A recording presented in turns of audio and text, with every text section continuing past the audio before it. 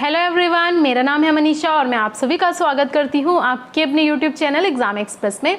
तो दोस्तों, अगर आप हमारे प्लेटफॉर्म से जुड़ेंगे तो आप चाहे कि जितने भी एग्ज़ाम की तैयारी कर रहे होंगे, टेक्निकल या फिर नॉन टेक्निकल, आप हमसे जुड़ सकते हैं। अगर आप DFC सेल के लिए स्पेशली प्रिपरेशन कर रहे हैं तो ये पूरा एग्ज़ाम ओरिएंटेड हमारे चैनल पर आप लोगों को कंटेंट मिलेगा।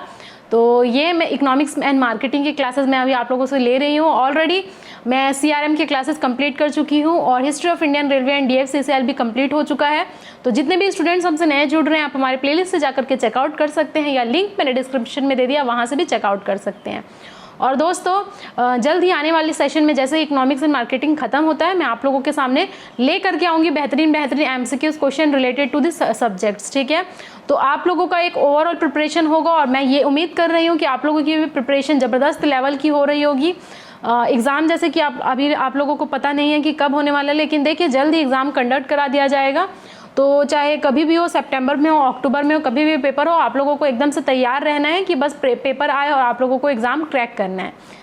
ठीक है, और सबसे इम्पॉर्टेंट खास बात है कि रीजनिंग हमारे चैनल पे स्टार्ट हो चुका है। विक्रम से रीजनिंग पढ़ा रहे हैं बेहतरीन लेवल से, बिल्कुल बेसिक से लेकर के एडवांस तक लेकर के जाएंगे। और आने वाले समय में जल्द ही नेक्स्ट सितंबर फर्स्ट वीक से हमारा NTPC बैच भी स्टार्ट हो जाएगा। ठीक है, तो जितने भी स्टूडेंट्स तैयारी कर रहे हैं NTPC के लिए या फिर रीजनिंग के लिए, चाहे आपका SSC का पेपर हो या कोई भी नॉर्मल AE का पेपर हो, चाहे कोई PSU का पेपर हो, डेफिनेटली आप लोग अच्छे से पढ़िए, आपका एग्ज़ाम क्रैक हो जाएगा। और हमारा सबसे जो मोस्ट इम्पॉर्टेंट मैं आप लोगों को अनाउंसमेंट की थी वो था कि हमारे चैनल पे मैथ भी स्टार्ट हो चुका है दोस्तों। हो चुका नहीं है, होने वाला है एक्चुअली, 2 से 3 दिन में स्टार्ट हो जाएगा। तो आप लोग सब लोग जुड़ जाइए फटाफट से, और मैम पढ़ाएंगी, सर पढ़ाएंगे, तो बेहतरीन लेवल का एक हमारा स्टार्ट हो जाएगा। तो मैं ये उम्मीद करती हूँ कि आप लोग ऑलरेडी लाइक कर चुके होंगे, मुझे बोलने की अब ज़रूरत नहीं है। तो लाइक करिए, शेयर करिए, और चैनल को सब्सक्राइब नहीं किया है तो चैनल को सब्सक्राइब करके बेल आइकन प्रेस करना ना भूलें, ताकि जितने अपडेट्स और नोटिफिकेशन है वो सबसे पहले आप तक पहुंच सके। तो दोस्तों, अब हम स्टार्ट करते हैं हमारा चैप्टर 5 और ये हमारा क्लास 12 होगा। ऑलरेडी क्लास 11 तक मैंने पढ़ाया हुआ है। तो जितने भी स्टूडेंट्स नए हैं वो अच्छे से आप लोग देखिए, जो पुराने स्टूडेंट्स हैं आप लोग रिवीजन करिए अच्छे तरीके से। पिछली क्लास में मैंने क्या क्या डिस्कस किया था देख लीजिए। ब्रांडिंग मैंने पूरा डिस्कस किया था, जहाँ पर मैंने टाइप्स ऑफ ब्रांडिंग डिस्कस किया था, अम्ब्रेला ब्रांडिंग, को branding, brand repositioning, line extension, brand extension, ये सारे टर्म मैं उम्मीद करती हूँ कि मेरे रियल एग्जाम्पल के थ्रू आप लोगों को बेहतरीन लेवल का समझ में आया होगा। अगर समझ में आया है तो एक बार फटाफट से लाइक कर दीजिए और कमेंट कर दीजिए। और आज का जो हमारा चैप्टर है 5, buyer behaviours and consumer decision making process. ठीक है, तो चैप्टर जैसे कि आप देख पा रहे हैं, ये एक चैप्टर है, ज़्यादा बड़ा तो नहीं चैप्टर है, उसमें कंटेंट्स था, लेकिन जो इम्पोर्टेंट है वही मैंने आप लोगों से यहाँ डिस्कस किया हुआ है। तो देखिए ये क्वेश्चन आया हुआ है, आप लोगों के स्क्रीन में दिख पा रहा होगा। आई थिंक ये ब्लर होगा तो कोई बात नहीं, जस्ट मैंने एक एग्जाम्पल के लिए लिया हुआ है कि ये क्वेश्चन इस टॉपिक से, इस चैप्टर से पर्टिकुलरली आप लोगों के DFC CIL एग्जीक्यूटिव OPBD 2018 में आया हुआ प्रश्न है ये। ठीक है, और जिन्होंने भी ये अटैम्प्ट किया वो बिल्कुल करेक्ट है। आई थिंक वो पढ़ करके गए होंगे या फिर तुक्का लगाए होंगे। ठीक है, वैसे तो ये सारे टॉपिक्स ऐसे हैं जैसे कि VALS नेटवर्क फ्रेमवर्क है, ये सब बिना पढ़े कोई गैस नहीं कर सकता है। ठीक है, सो यहाँ पर क्वेश्चन है आप लोगों के स्क्रीन में, how many types of consumer cluster are defined in VALS framework which divides the consumer according to their buying motivation behavior। यानी कि जो बाइंग बिहेवियर है, मोटिवेशन बिहेवियर है कंज्यूमर का, उसके हिसाब से जो ये VALS फ्रेमवर्क है उसको कितने क्लस्टर्स में डिवाइड किया गया है, कितने हिस्सों में डिवाइड किया गया है, ये क्वेश्चन है। तो देखिए इसका क्वेश्चन का आंसर बहुत ही सिंपल है, 8 है। लेकिन हमें इसके अलावा सिर्फ ये याद नहीं करना है कि 8 है, कौन कौन से 8 है वो भी याद रखना है। और सबसे पहले तो ये VALS फ्रेमवर्क होता क्या है वो समझना, और इसका फुल फॉर्म क्या है उसके बारे में पूरा समझना है। ठीक है, तो ये क्वेश्चन आई थिंक आप लोगों को क्लियर होगा। अब मैं आगे बढ़ती हूँ इस चैप्टर के लिए। तो जो हमारा सबसे देखिए स्टार्टिंग पॉइंट है बायर के बिहेवियर को समझने के लिए, यानी कि मान लीजिए मैं एक बायर हूँ, मैं कोई पर्टिकुलरली सामान खरीदती हूँ। ठीक है, अगर मैं कोई सामान खरीदती हूँ तो मेरा बहुत सारा एस्पेक्ट होगा, बहुत सारा कैरेक्टरिस्टिक्स होगा, उसके बाद बहुत सारा डिसीजन प्रोसेस होगा मेरा, फिर जाके डिसीजन लिया जाता है कि हाँ हमें क्या क्या चीज़ें खरीदनी है। ठीक है, तो जो यहाँ पर आप लोगों को येलो कलर का दिख रहा है, देखिए ये वाला, तो ये इसे हम कहते हैं स्टिमुलाई रिस्पॉन्स प्रोसेस, ठीक है। स्टिमुलाई मतलब हमें क्या चीज़ इंस्पायर करता है, क्या चीज़ हमें उत्तेजित करता है खरीदने के लिए, मजबूर करता है, ठीक है। तो यहाँ से स्टार्ट होते हुए ये इस डायरेक्शन में जैसे कि जा रहा है, देखिए। तो यह मार्केटिंग स्टिमुलाई, जैसे कि मैंने डिस्कस किया था 4P मैंने डिस्कस किया था, आप सभी लोगों को अगर याद होगा, और नहीं है तो एक बार यहाँ पर रिविजन कर लेते हैं। Product, price, place and promotion, ये P जो है ये हमेशा क्या है, एक इंस्पायर करते हैं प्रोडक्ट किस टाइप का प्रोडक्ट है, उसके बाद प्राइस क्या है उसकी, फिर प्लेस एंड प्रमोशन किस टाइप का, अगर प्रमोशन ज़बरदस्त तरीके से किया जाएगा अगर किसी प्रोडक्ट के लिए, तो आप लोगों के मन में उत्सुकता होगी ज़रूर कि एक बार इस प्रोडक्ट को तो ट्राई कर ही लेना चाहिए, है ना। तो ऐसा ही होता है, अगर प्राइस बहुत लो कर दिया गया है, मान लीजिए आप लोगों के बजट में है, तो डेफिनेटली आप ये कोशिश करेंगे कि इसको खरीद लिया जाए एक बार। तो बहुत सारे ऐसे फैक्टर्स होते हैं जो हमें ये इंस्पायर करते हैं, एनकरेज करते हैं किसी भी सामान को खरीदने के लिए, ठीक है। सामान या फिर सर्विसेज भी हो सकते हैं। अब यहाँ पर जैसे कि मैंने आप लोगों को एक क्लास में डिस्कस किया था कि और भी अदर फैक्टर्स होते हैं, जैसे कि इकोनॉमिक फैक्टर्स होते हैं, टेक्नोलॉजिकल फैक्टर्स होते हैं, पॉलिटिकल फैक्टर्स होते हैं, कल्चरल, ये सारा मैंने आप लोगों से डिस्कस किया था। तो ये सारे ऑल अदर फैक्टर्स हैं जो बायर को मोटिवेट करते हैं खरीदने के लिए, ठीक है, समझ में आया। तो इसके बीच में ये बायर्स का कैरेक्टरिस्टिक्स है। बायर्स का कैरेक्टरिस्टिक्स इन द सेंस, जैसे कि मान लीजिए मैं बायर हूँ, ठीक है, या फिर आप बायर हैं, तो उसमें बहुत सारे लोग होंगे। ऐसा नहीं है कि सिर्फ हमारे देश में या फिर किसी भी देश में सिर्फ और सिर्फ हिंदू है। हिंदू के अलावा इस्लाम भी एक रिलीजियन है, कल्चर है। उसके बाद बहुत सारे ऐसे अलग अलग कल्चर हैं, जैन लोग हैं, उसके बाद सिख लोग हैं। तो ये सारे क्या है, अलग अलग कल्चर के हिसाब से बायर को डिवाइड की जाती है। सपोज़ मान लीजिए क्रिसमस आने वाला है, तो क्रिसमस के अकॉर्डिंग मार्केट में बहुत सारे ऐसे सेल्स लगते हैं, बहुत सारे ऐसे ऑफर्स आते हैं। अगर मान लीजिए जैसे अभी रिसेंटली रक्षाबंधन गया है, उसके अकॉर्डिंग में चीज़ें बिकनी शुरू हो जाती हैं। तो ये क्या है, ये कैरेक्टरिस्टिक्स है बायर्स का, अलग अलग हिस्सों में डिवाइड किया गया है। उसके बाद सोशल है, तो सोसाइटी के हिसाब से भी चलना होता है। जितने भी मार्केट में बेचने वाले लोग हैं वो सोसाइटी को देखते हुए सारी चीज़ों को बेचते हैं। और बायर्स का ये फिर एक वन ऑफ द कैरेक्टरिस्टिक्स होता है सोशली।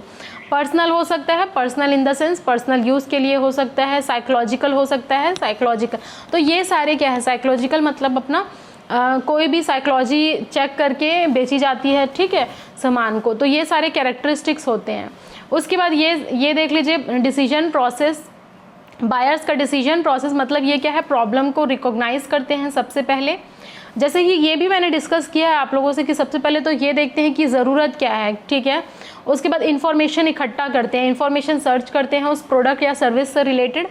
उसके बाद इवैल्यूएशन ऑफ ऑल्टरनेटिव देखते हैं, मतलब मान लीजिए कोई प्रोडक्ट चाहिए, आप अपने बजट के अनुसार, फिर जैसे अमेज़न में खोलते हैं मान लीजिए, तो आप अपने बजट के अनुसार, मान लीजिए आप लोगों को वॉशिंग मशीन चाहिए, तो वॉशिंग मशीन में भी बहुत सारे वैरायटी आते हैं। ऑटोमेटिक आता है, फुल्ली सेमी ऑटोमेटिक आता है, फिर मैनुअल आता है, टॉप लोड आता है, फ्रंट लोड आता है। तो आप अपनी पहले प्रॉब्लम रिकॉग्नाइज करते हैं कि आपको क्या ज़रूरत है। ऐसा होता है कि नहीं कि ऐसे जब जस्ट चले जाते हैं और वॉशिंग मशीन खरीद ले आते हैं। उसके बाद ये भी देखना होता है कि आप लोगों की फैमिली बड़ी है या छोटी है, तो इन्फॉर्मेशन इकट्ठा करना होता है, कितने केजीज़ की रिक्वायरमेंट है वो देखेंगे। और फिर उसके बाद अपना बजट देखेंगे कि आपका बजट कितना है, 14,000 का खरीद सकते हैं, 15,000 का खरीद सकते हैं, या 32,000 का खरीद सकते हैं।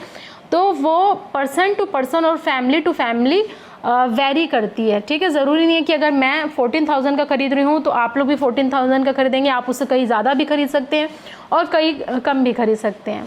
तो ठीक है, फिर ये हो गया इवैल्यूएशन ऑफ ऑल्टरनेटिव, हम चेक करते हैं। उसके बाद हम क्या करते हैं, परचेजिंग का डिसीजन लेते हैं कि हाँ हमारे लिए ये चीज़ परफेक्ट है।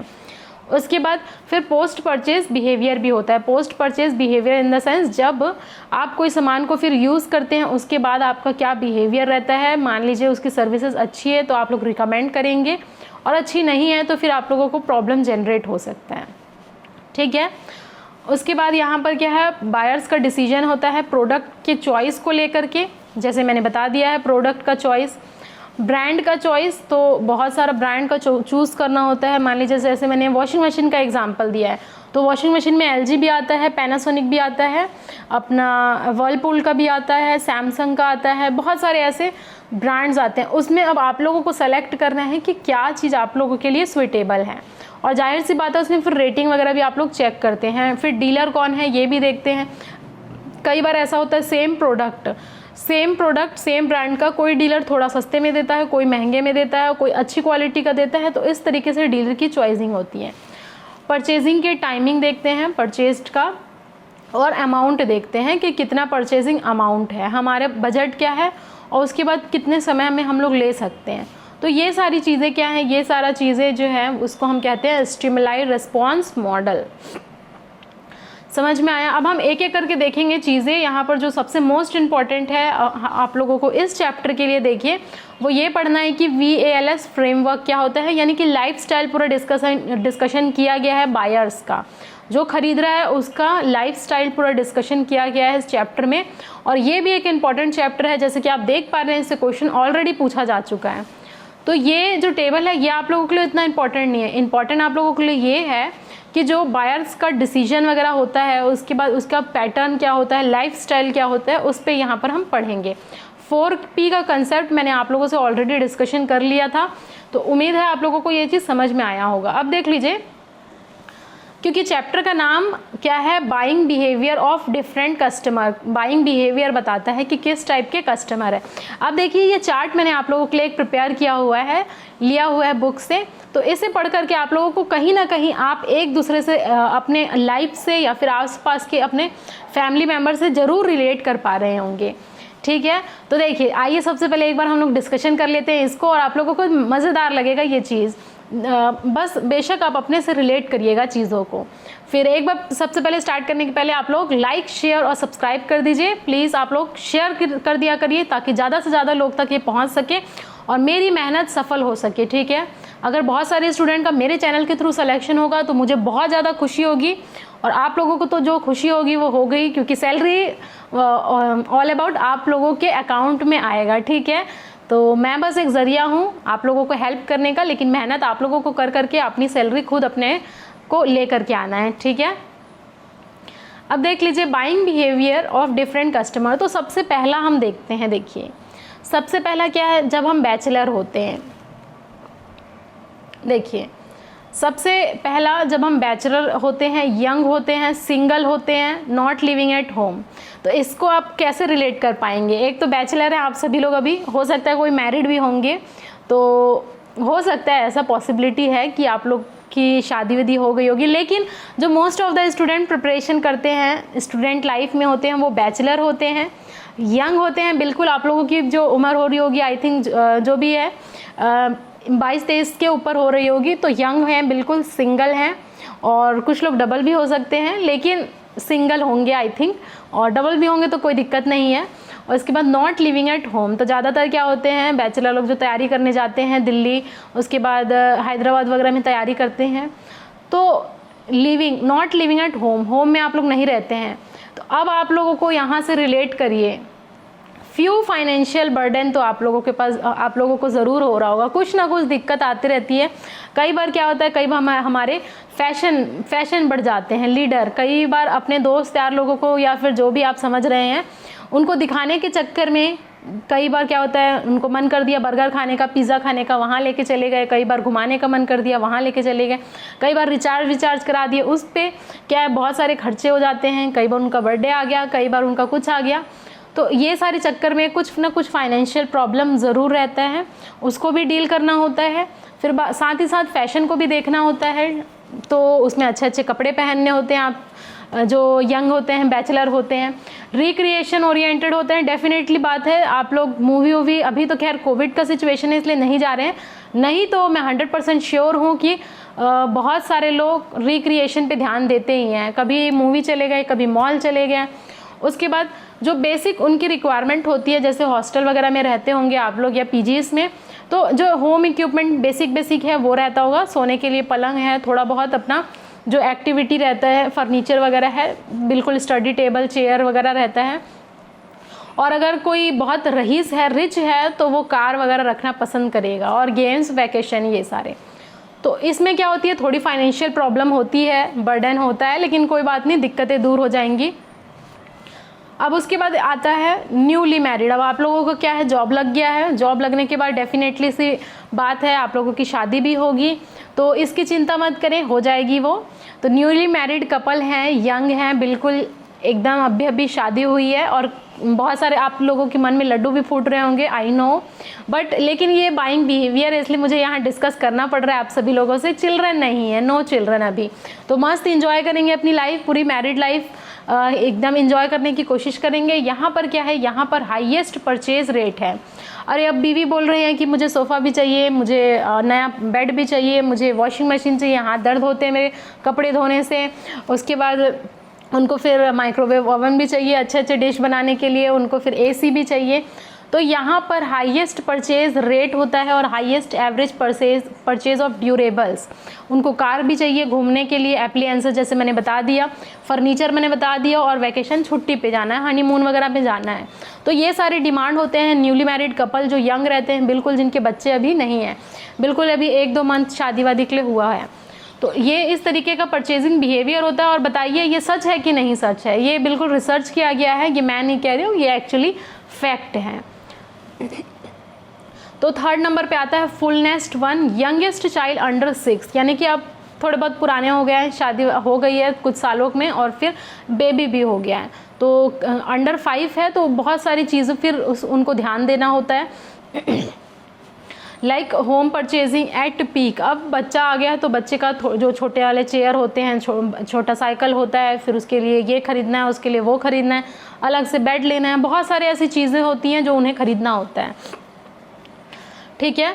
तो यहाँ पर क्या है, इंटरेस्टेड इन न्यू प्रोडक्ट में वो इंटरेस्ट होते हैं, क्योंकि छोटा सा बेबी है, पहली बार हुआ है, तो बहुत सारी चीज़ें ऐसे होती है कि वो बहुत इंटरेस्टेड होते हैं नए नए सामान में, बहुत एंथुइस्टिक होते हैं, एडवर्टाइज्ड प्रोडक्ट पे ध्यान देते हैं। उसके बाद washer, dryer, TV, baby food, chest rubs, cough, medicine, vitamin, dolls, wagon, सारे खिलौने, दुनिया भर का खिलौना आप लोग देखते ही होंगे कि इकट्ठा होते जाता है, होते जाता है, होते जाता है।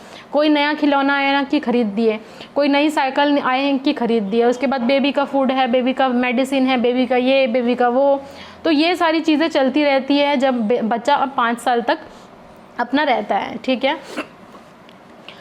उसके बाद क्या है, उसके बाद धीरे धीरे क्या है, फिर बच्चा बड़ा हो गया, यंगेस्ट चाइल्ड 6 और ओवर, उसके ऊपर अगर हो गया है तो अब उसका पढ़ाई लिखाई पे थोड़ा बहुत ध्यान देंगे। उसके बाद financial position better, less influenced by advertising. अब ज़्यादा एडवर्टाइजमेंट पे फ़र्क नहीं होता, अब उसकी स्कूलिंग वगैरह पे ध्यान ज़्यादा दिया जाता है, फिर फूड वगैरह पे ध्यान दिया जाता है, एंड बाईसाइकिल्स पे, म्यूज़िक लेसन्स, पियानोस, तो जो नॉर्मली होता है उस पर ध्यान दिया जाता है, ठीक है। उसके बाद सिमिलरली अगर क्या है, older married with dependent children, तो अब उन्हें ये मालूम है कि डिपेंडेंट है, 1 या 2 चाइल्ड है जो उन पे डिपेंड है, तो धीरे धीरे फाइनेंशियली और वो स्ट्रांग होते जाते हैं, क्योंकि जॉब पुरानी हो जाती है। मान लीजिए किसी का बिजनेस है तो थोड़ा बिजनेस पुराना हो जाता है, तो फाइनेंशियल पोजीशन थोड़ी ठीक ठाक हो जाती है।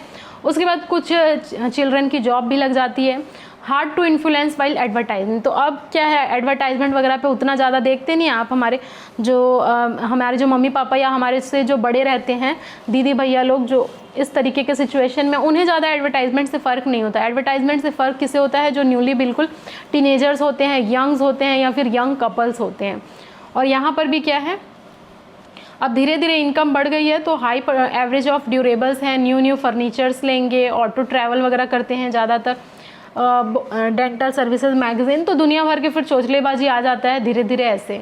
तो ये सारे सिचुएशंस हैं जो फेस करना होता है एक बाइंग का। क्या होता है, बिहेवियर होता है। धीरे धीरे फिर क्या है, अब धीरे धीरे मैरिड लोग ओल्डर कपल होते गए, धीरे धीरे बूढ़े होते गए, कोई चिल्ड्रन उनके साथ नहीं रह रहा है। जैसे कि हम क्या करते हैं, हम प्रिपरेशन के लिए या फिर हायर स्टडीज़ के लिए बाहर चले जाते हैं, और फिर उन पे क्या है, head of house hold in labour force, जो हेड होता है अब उन्हीं को अपना देखना होता है। फिर यहाँ पर क्या है, home ownership at peak, most satisfied with the financial position and money saved करके रखते हैं। इंटरेस्टेड इन ट्रैवल रिक्रिएशन, तो जो थोड़े से इस टाइप के सिचुएशन में रहते हैं, मियाँ बीवी ओल्ड मैरिड कपल, वो अब अपना देखते हैं, अपना घूमते फिरते हैं, लग्जरी की तरफ ध्यान देते हैं। थोड़ा बहुत क्या है, अगर और हैं तो रूम रेंट वगैरह पे दे दिए और अपना निकल गए, ठीक है। तो ये सारी चीज़ें हैं। Not interested in the new product, क्योंकि ऑलरेडी इतने सारी चीज़ें खरीद लेते हैं। तो ये देखिए, ये सारा क्या है, ये सारा हमारा है बाइंग बिहेवियर ऑफ कस्टमर। तो इस तरीके का देखिए, आप लोगों को क्वेश्चन ये नहीं पूछेगा कि बताइए इसका बिहेवियर क्या होता है उसका, लेकिन अगर आप ये सारी चीज़ें एक बार सुनेंगे और अच्छे से पढ़ेंगे तो डेफिनेटली आप लोगों को फिर अगर कोई क्वेश्चन आता है तो उससे आप लोग को रिलेट कर पाएंगे। ठीक है, तो ये थोड़ा सा मुझे लगा कि इंटरेस्टिंग है, आप लोगों से शेयर करना चाहिए। अब आइए देख लेते हैं कल्चर। तो कल्चरल सोशल इफेक्ट सब सोसाइटी को लेकर के चलना होता है, बहुत सारे कल्चर्स हैं उसको लेकर के चलना होता है। To the set of basic values, perception, wants and behaviour learn by a member of society from family और अदर इम्पॉर्टेंट इंस्टीट्यूशन। तो हम क्या करते हैं, हमारा कल्चर जो डेवलप्ड होता है वो हमारी फैमिली से होता है या फिर हमारा कोई भी इंस्टीट्यूशन, स्कूल्स हो सकता है, वहाँ से हम क्या करते हैं वैल्यूज़ और परसेप्शन सीखते हैं, तो उससे हमारा कल्चर डेवलप होता है। समझ में आया आप सभी लोगों को? तो ये देखिए, ये बिहेवियर होता है, कल्चरली होता है, सोशली होता है, साइकोलॉजिकली होता है, पर्सनली होता है। उसके बाद मैंने आप लोगों से डिस्कशन किया कि किस तरीके का, किस एज में किस टाइप का बिहेवियर होता है।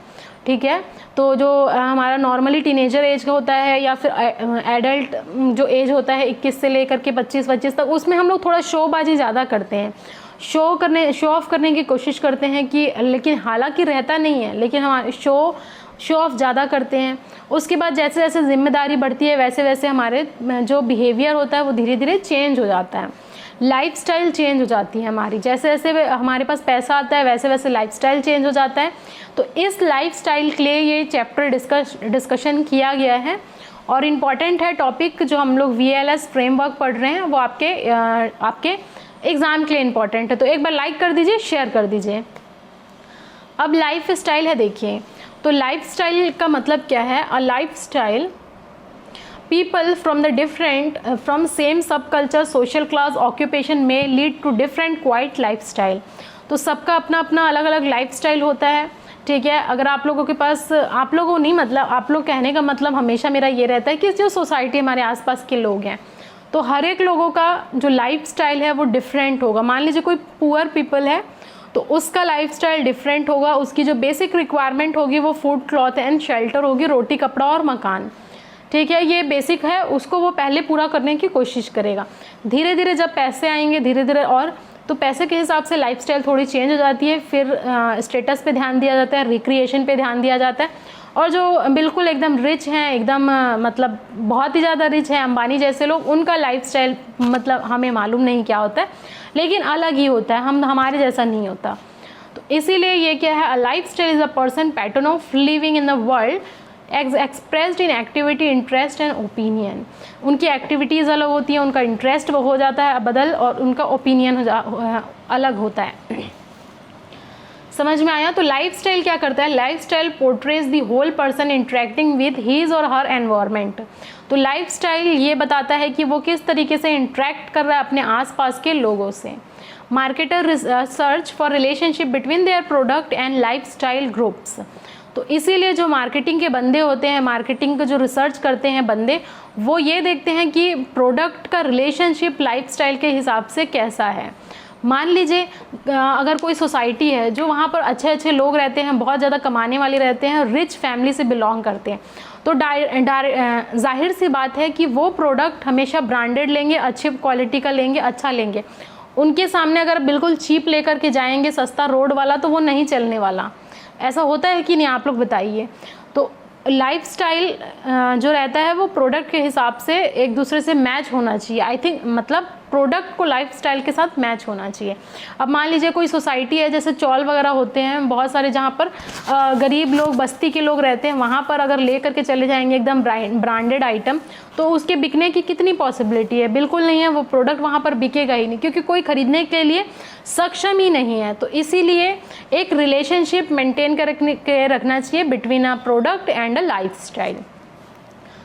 अब साइकोग्राफी का क्या होता है, या फिर साइकोग्राफी क्या होता है, देख लीजिए। तो साइकोग्राफी, अगर आप लोगों से MCQ क्वेश्चन इससे पूछा जा सकता है, साइकोग्राफी क्या होता है? तो psychography is the science of measuring and categorising customer lifestyle. तो डिफरेंट लाइफस्टाइल के स्टडी को, साइंस को हम कहते हैं साइकोग्राफिक। तो आई थिंक अब आप लोगों को ये समझ में आ रहा होगा साइकोग्राफी क्या है या फिर साइकोग्राफिक क्या है। It is a science of measuring and categorising consumer lifestyle. Lifestyle अलग अलग होता है, तो इसी के लिए जो हमारा एक फ्रेमवर्क डिज़ाइन किया गया है, one of the most popular classification based on the psychographic measurement is the VALS-2 framework, values attitude and lifestyle. सबसे पहले तो इसका फुल फॉर्म देख लीजिए। कई जगह पे वैल्यूज़ एंड लाइफस्टाइल भी दिया जाता है, कई जगह पे वैल्यूज़ एटीट्यूड्स एंड लाइफस्टाइल भी दिया गया है। समझ में आया? And it is continuously updated to serve the business world better. अब ये बताता है कि किस किस टाइप के लोग होते हैं सोसाइटी में, और डिपेंडिंग अपॉन द साइकोलॉजिकल, ये depending classification based on psychology, ये फ्रेमवर्क को समझाया गया है। ठीक है, तो इसमें जो हमारा जो VALS फ्रेमवर्क है, classifies all US adults into 8 groups based on the psychological attributes. अब आप लोगों को यहाँ से ही क्वेश्चन आया हुआ था कि बताइए बाइंग मोटिवेशन के हिसाब से या फिर साइकोलॉजिकल एट्रीब्यूट के हिसाब से जो VALS फ्रेमवर्क है उसको कितने हिस्सों में डिवाइड किया गया। तो 8 हिस्सों में इसको डिवाइड किया गया है, यहाँ से देख लीजिए आप।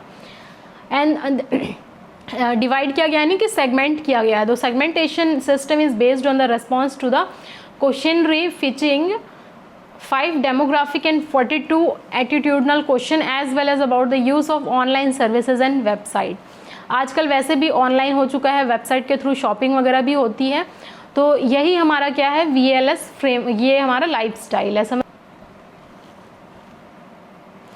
अब देखिए जो VALS फ्रेमवर्क है उसको जो ये डिफ़ाइन किसने किया, अगर आप लोगों से पूछता है कि VALS फ्रेमवर्क किसने डिफ़ाइन किया है तो आप इनका नाम लेंगे, अर्नोल्ड मिशेल का।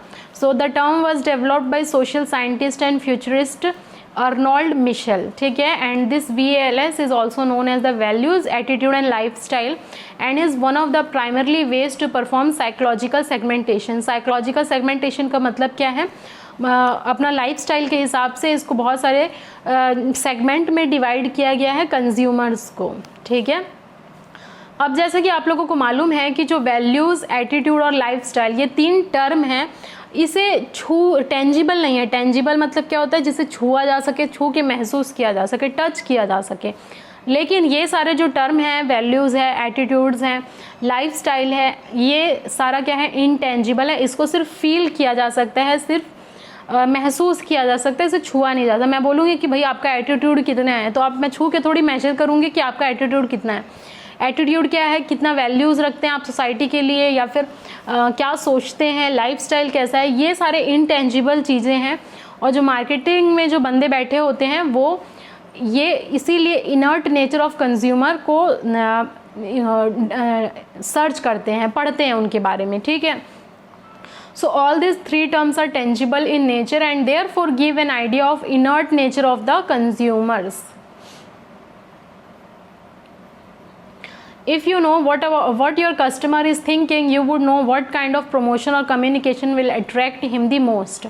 मतलब यही है कि अगर कोई मान लीजिए कंपनी है या फिर किसी का कोई बिजनेस है, वो अपने कंज्यूमर के बारे में ये सोच ले कि आपका कंज्यूमर क्या सोचता है, तो उनके आगे अगर प्रमोशन करेंगे, कम्युनिकेशन करेंगे, तो वो फिर अट्रैक्ट उनको ज़्यादा करेगा।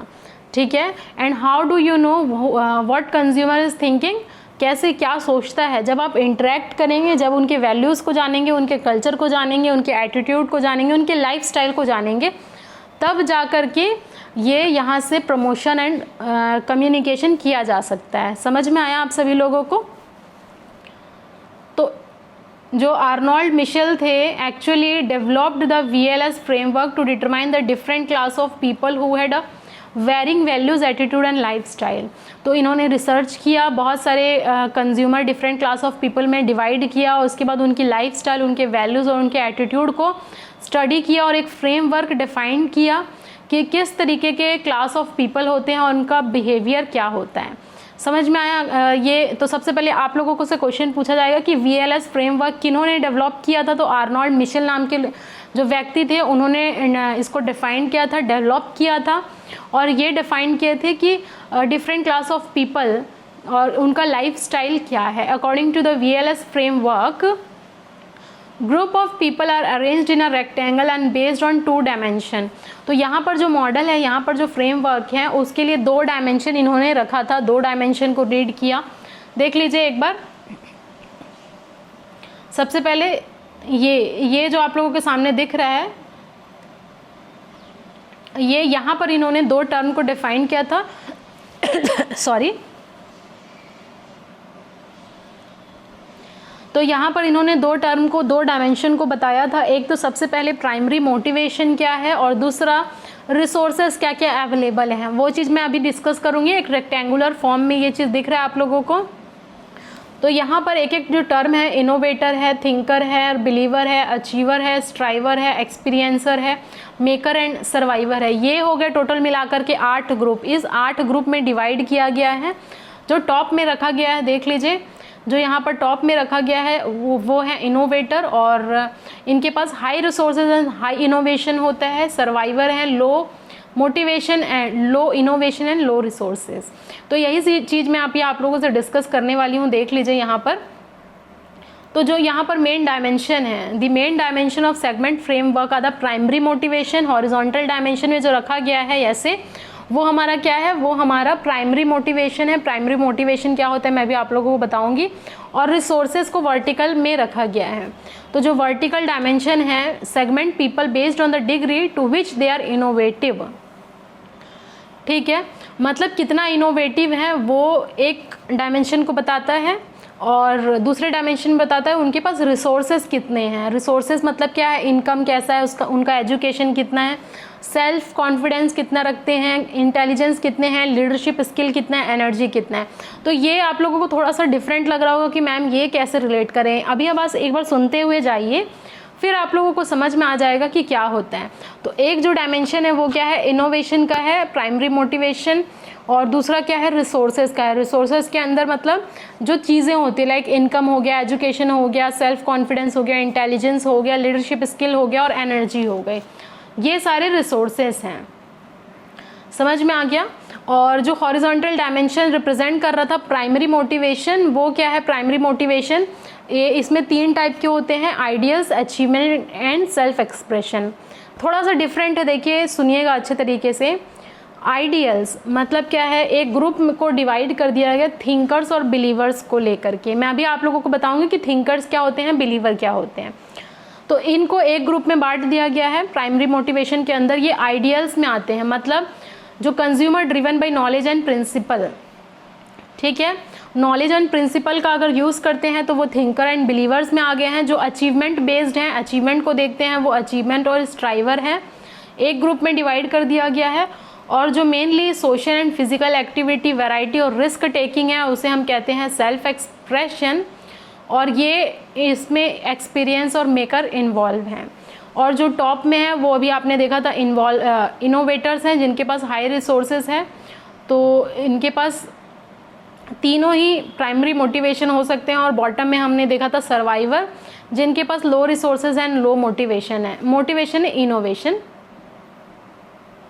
एक बार आप लोग ये देखिए, फिर मैं आप लोगों को समझाती हूँ कि ये क्या चीज़ कह रहा था। देख लीजिए, जो ये प्राइमरी मोटिवेशन है, देख लीजिए, प्राइमरी मोटिवेशन हमारा एक डायमेंशन था, उसमें ये आइडियल्स है, अचीवमेंट है एंड सेल्फ एक्सप्रेशन है। इस आइडियल वाले ग्रुप में इन 2 को रखा गया है, थिंकर्स एंड बिलीवर्स को।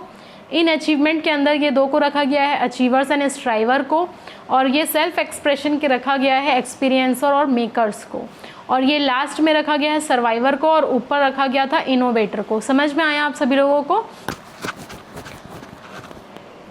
अब देखिए ये कहना क्या चाह रहा है। जो इनोवेटर हैं, बिल्कुल जो इनोवेटर है, उनको कहाँ रखा गया, उनको टॉप में रखा गया है। The class of consumer eight top of the VLS framework. अभी आपने देखा उनको सबसे टॉप में रखा गया है, और इनके पास सबसे ज़्यादा इनकम होता है। They are characterized by high income and high resources. Individual for home independence is very important. अगर मैं देखूंगी high sources and high income, तो मैं एग्जांपल ले सकती हूँ अंबानी का। ठीक है, और वैसे भी वो सबसे टॉप में है। They have their own individual taste in things and are motivated in achieving the finer things in life. वो कुछ भी चाहें, वो कुछ भी चीज़ खरीद सकते हैं, उनके लिए कोई चीज़ इम्पॉसिबल नहीं है। ठीक है। तो इस टाइप के जो कंज्यूमर होते हैं, बायर्स होते हैं, उसको सबसे टॉप में रखा जाता है, इनोवेटर इन्हें कहा जाता है। ठीक है, और डिफरेंट नाम से भी जाना जाता है। और ये समझ में आया आप लोगों को, इनोवेटर हाई रिसोर्सेज भी है, हाई इनोवेशन भी है इनके पास। ठीक है, सेकंड में आता है थिंकर्स। अब थिंकर्स क्या था, मैंने बताया था, ये नॉलेज एंड प्रिंसिपल पे बेस्ड होते हैं। नॉलेज एंड प्रिंसिपल पे बेस्ड होते हैं, तो यहाँ पर जो थिंकर्स को रखा गया है, अ well educated professional, like teacher हो गया, लाइक डॉक्टर्स हो गए, लाइक कोई भी गवर्नमेंट एम्प्लॉय हो गया। A well educated professional is an excellent example of thinkers in the VLS framework में इनको रखा गया है, थिंकर्स को। ठीक है, and this are the people who have high resources and motivated by their knowledge. Mainly क्या है, ये पीपल ऐसे हैं, they are the high resources भी इनके पास अच्छे खासे होते हैं, क्योंकि वेल एजुकेटेड प्रोफेशनल होते हैं, अच्छे डॉक्टर्स होते हैं, MDs, MBBS, engineers, teachers, CA, chartered accountants, ये सारे को रखा गया, and they are motivated by their knowledge. So this are the rational decision making consumer and are well informed about their surrounding. आसपास में क्या चल रहा है, किस टाइप में, ये इनको सारा चीज़ें अच्छे से पता होती है। And this consumer are likely to accept any social change because of their knowledge level. तो जो भी है, हर एक चीज़ ये नॉलेज लेवल के हिसाब से परचेज भी करते हैं। ठीक है, समझ में आया। अब आ जाता है बिलीवर्स। तो बिलीवर्स क्या है, तो जो मेन डिफरेंस है, देखिए बिलीवर और थिंकर्स को एक लाइन में रखा गया था, एक लाइन में रखा गया था। तो ये जो आइडियल्स, तो जो नॉलेज वगैरह पे बेस्ड था प्राइमरी मोटिवेशन में, तो इनको रखा गया था, थिंकर्स और बिलीवर्स को। इनका मेन जो डिफरेंस है, देखिए the main difference between thinkers and believer is that thinkers make their own decision. ये अपने डिसीजन खुद लेते हैं, thinkers, depending upon their knowledge, while believer are more social in nature and hence also believe other consumer. ठीक है, तो ये other consumer लोगों को देख करके या फिर दूसरे के मुंह से सुनते हैं, आसपास में ये अच्छा चीज़ है उसको परचेज कर लेते हैं।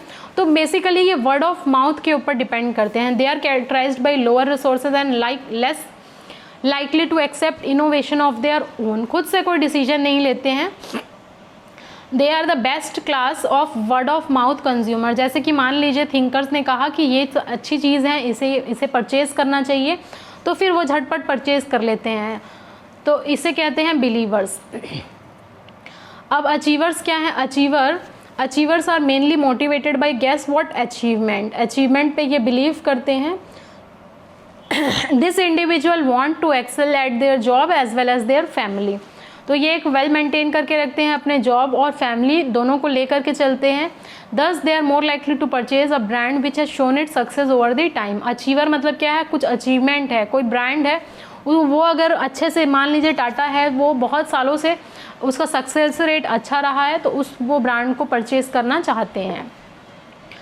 The achiever are also said to be high resource consumer, but at the same time, if the brand is rising, they are more likely to adopt that brand faster.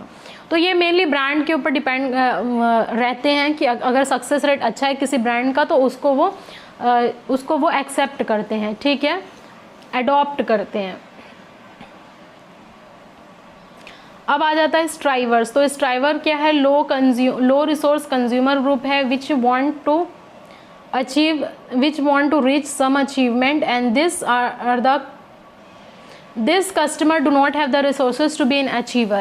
achiever की तरह ही होते हैं, mainly क्या है, achievement के ऊपर depend रहते हैं, but as their values have similar to an achiever, they fall under the striver category. ठीक है, स्ट्राइवर इनका क्या है, अचीवमेंट की तरह ही, अचीवर की तरह रहते हैं, लेकिन रिसोर्सेज कम रहते हैं। लेकिन अगर उनके पास रिसोर्सेज अच्छे रहे, हाई इनकम अगर आए, हाई सोशल स्टेटस रहे, तो ये अचीवर की तरह बन सकते हैं। एक्सपीरियंसर क्या होता है, एक्सपीरियंस मतलब the group of consumer who have high resources but also need a mode of self expression are known as experiencer. ठीक है, mostly characterized by young adults. It consist of people who want to experience being different. जो young लोग रहते हैं, बहुत सारी चीज़ों को एक्सपीरियंस वो करते हैं और बहुत सारी चीज़ों पे स्पेंड भी करते हैं। This class of consumer is filled up with early adoptable who spend heavily on food, clothing and other youthful product and services. तो ये एक्सपीरियंसर है, ये अलग अलग बहुत ज़्यादा क्लॉथिंग पे खर्चा करना, बहुत ज़्यादा फूडिंग पे खर्चा करना और जो यूथफुल प्रोडक्ट्स हैं उस पे ज़्यादा खर्चा करते हैं। तो ये सारे पीपल लोगों को कहा जा रहा है एक्सपीरियंसर। समझ में आया। मेकर्स वो होते हैं जो मेनली फैमिली ओरिएंटेड होते हैं, अपने सोचते हैं कि खुद ना खा करके फैमिली को देखेंगे। So this are the consumer who want also self expression but they are limited by the number of resources.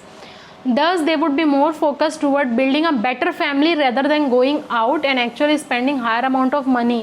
खर्च मतलब फैमिली ओरिएंटेड मेन रहते हैं जो मेकर्स रहते हैं, वो खुद पे ना खर्चा करके सोचते हैं कि अगर मैं खुद घर पे लेकर जाऊंगा तो ज़्यादा साथ में मिल करके फैमिली के साथ खाऊंगा। So making themselves into a better individual and families become a form of expression for the makers. तो जो मेकर रहते हैं वो फैमिली ओरिएंटेड रहते हैं। सर्वाइवर है the class of consumer in VLSI framework with the least resources, इन्हें सबसे नीचे रखा गया है। सो they are likely to least adopt any innovation as they are not likely to change their course of action regularly. They form into a brand loyal customer. तो ये ज़्यादा चीज़ों को एक्सेप्ट नहीं करना चाहते हैं, जो एक्सेप्ट कर लिए एक बार बार बार बदलना नहीं चाहते हैं। तो इस टाइप के जो सर्वाइवर हैं वो ब्रांड लॉयल कस्टमर भी बन सकते हैं। An example can include an old age pension earner living alone for whom the basic necessities are important and they are least likely to concentrate on anything else. तो जो survivor हैं वो क्या है, ओल्ड पेंशन जिसे मिल रहा है, old age के जो पीपल रहते हैं उस पे ये एग्जाम्पल हो सकता है। उनका बेसिक जो नेसेसिटी होता है वही इंपॉर्टेंट होता है, रोटी और कपड़ा और मकान वाला चीज़ है जैसे कि, और they are least likely to concentrate on anything else. समझ में आया आप सभी लोगों को। तो ये सारे 8 जो हैं वो होते हैं थिंकर, बिलीवर, उसके बाद अचीवर, उसके बाद क्या था स्ट्राइवर, फिर एक्सपीरियंसर, मेकर एंड सर्वाइवर, और जो टॉप में था वो इनोवेटर था। तो ये 8 क्लासेस हैं। समझ में आया आप सभी लोगों को। तो आप लोगों से देखिए क्वेश्चन डेफिनेटली यहाँ से पूछा जा सकता है कि VLSI फ्रेमवर्क में प्राइमरी मोटिवेशन में क्या क्या होता है, ideas, achievement and self expression. Ideas में थिंकर्स और बिलीवर को रखा गया है जो मेनली नॉलेज के ऊपर डिपेंड रहते हैं। अचीवमेंट के अंडर में अचीवर्स एंड स्ट्राइवर रहते हैं, और सेल्फ एक्सप्रेशन में एक्सपीरियंसर एंड मेकर रहते हैं। जो मेकर रहते हैं वो फैमिली ओरिएंटेड रहते हैं, एक्सपीरियंसर जो डिफरेंट चीज़ों को एक्सपीरियंस करते हैं, और जो यंग जो रहते हैं वो फूड, क्लॉथिंग और जो यंग वाला प्रोडक्ट है उस पर ज़्यादा बिलीव करते हैं। अचीवमेंट वाले जो लोग हैं वो अचीवर पे ज़्यादा बिलीव करते हैं। थिंकर्स और बिलीवर जो रहते हैं वो नॉलेज पे रहते हैं। तो ये सारी चीज़ें क्या हैं, ये सारा चीज़ें VLAS फ्रेमवर्क है, values, attitude and lifestyle, developed by Arnold Mitchell. तो ये सारा आप लोगों का चैप्टर था। बाइंग बिहेवियर कैसा है वो मैंने डिस्कस कर दिया, लाइफस्टाइल डिस्कस कर दिया। तो ये हमारा चैप्टर 5 ख़त्म हुआ यहाँ पर, और फिर एक आध क्लास में हमारी ख़त्म हो जाएगी मार्केटिंग इकोनॉमिक्स। तो मैं उम्मीद करती हूँ कि ये थोड़ा सा डिफ़िकल्ट टॉपिक था, लेकिन आप उसको एक बार अच्छे से रीड करेंगे तो आप लोगों को अच्छे से समझ में आ जाएगा। ठीक है, तो आप लोगों को जल्दी PDF भी प्रोवाइड कर दिया जाएगा। तब तक कि आप रिवीजन करें क्लासेस को, अच्छे तरीके से लेक्चर पूरा देखें, CRM देखें, history of Indian railway and DFCCL देखें, और मेरे जो मेहनत है आप लोगों के लिए उसको सफल बनाएं। ठीक है, और सफल कैसे बना सकते हैं खुद आप लोग अच्छे से देखिए, अपने दोस्तों यारों में शेयर करिए, और फिर अपना रैंक लेकर के आइए, फाइनल सिलेक्शन लेकर के आइए। तो थैंक यू वेरी मच, मिलते हैं हमारे नेक्स्ट वीडियो में। तब तक के लिए tata, bye bye. Please like, share and subscribe to this channel.